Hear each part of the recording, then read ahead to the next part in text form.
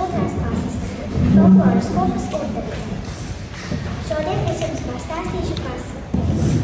Latviešu tautas pasaka Dzērves mācēja saralājas liesi. Laika lapsa jau mācējusi 3-9 gudrības, tomēr viņa gribējusi izmācīties vēl pa gaisu laisties un lūgusi dzērvei, lai tā iemācītu. Dzērve arī paņēmusi lapsai pie pakauša un uznesusi augstu gaisā, domādama, ka diezgan noskatījusies, kā dzērve laižas, lapsa sacījusi: "Laida mani vaļā, es pati laidīšos." Dzērve arī palaidusi, vēl pamācīja: "Grozi asti." Lapsa gan grozījusi asti šā un tā, bet nekas neiznāca. Nākusi kā vējš zemē, redzēdama cēlu priekšā un uzkliegusi: "Vai beigsi pagāns, nositīši?" Cēlums palicis uz vietas, un lapsa tam virsū.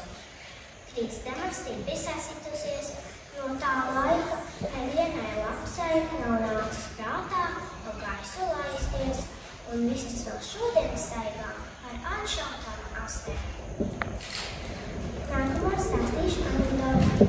Zaķīts mežā atrod vienu centu, aiziet uz veikalu, piekrāp pilnu grozu ar pirkumiem.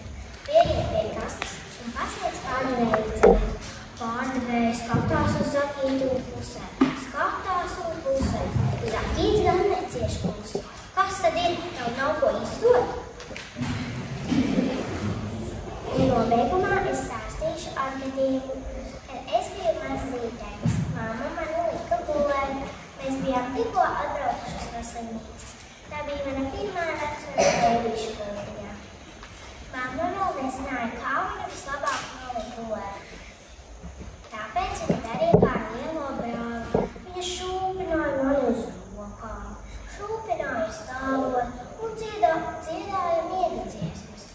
Tad viņa vēl gribēja man iedot klubīt, bet es izšļāvu ārā. Bija jau ļoti vēls. Mamma bija nogurusi. Tāpēc viņa mani mazo miķulīti ielika gultā un es saldi aizmigu. Mamma vēl stāsta, kad es gulēju kā sista.